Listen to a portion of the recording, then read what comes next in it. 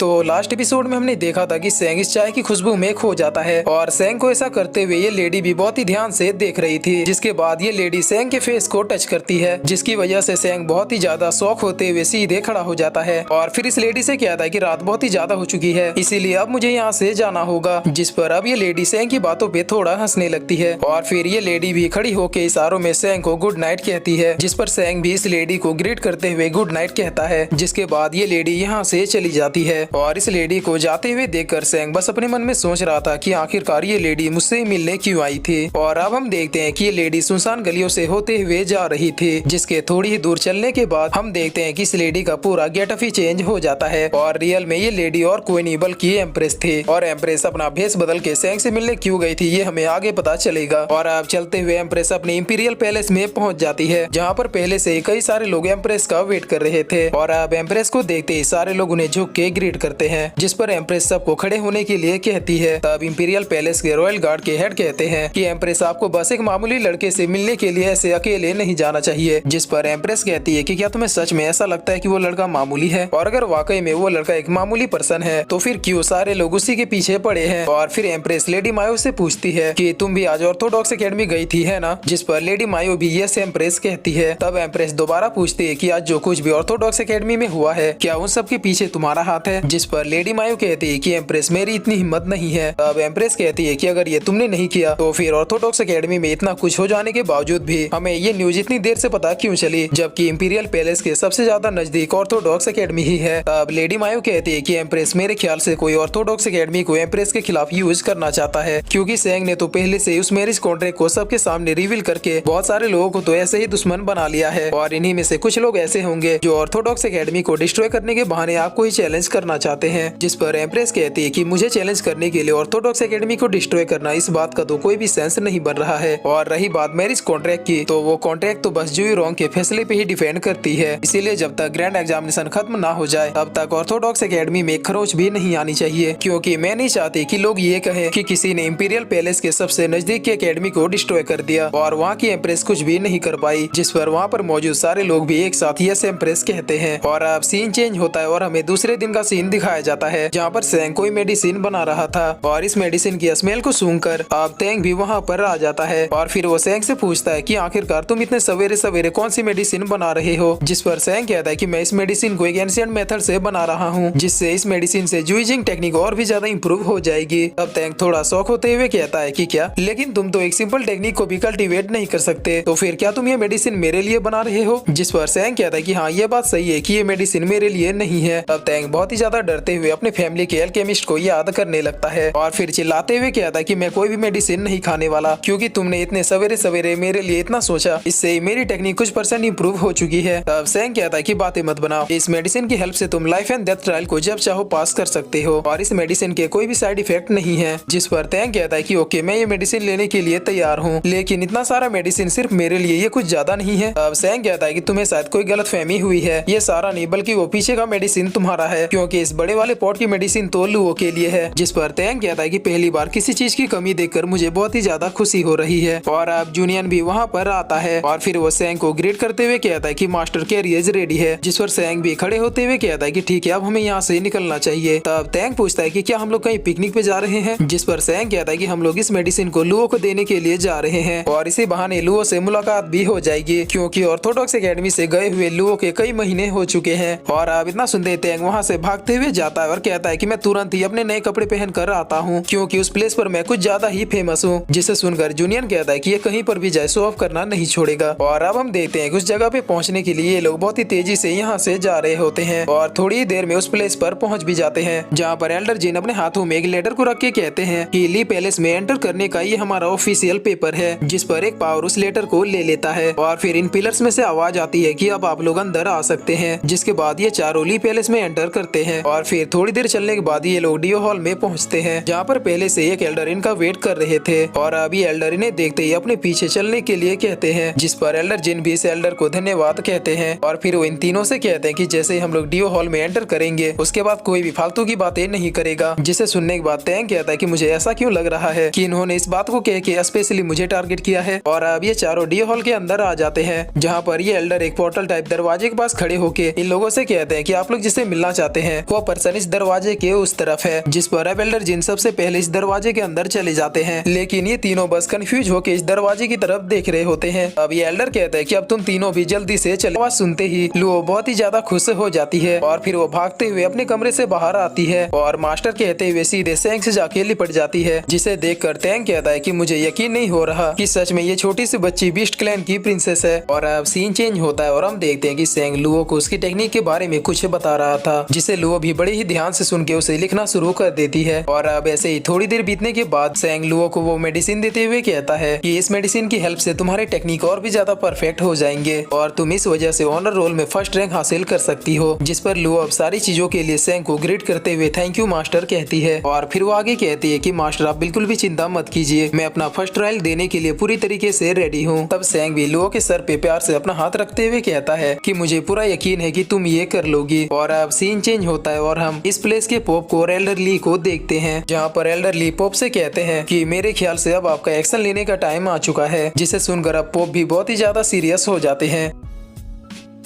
और फिर इसी के साथ ये एपिसोड यहीं पे खत्म होता है।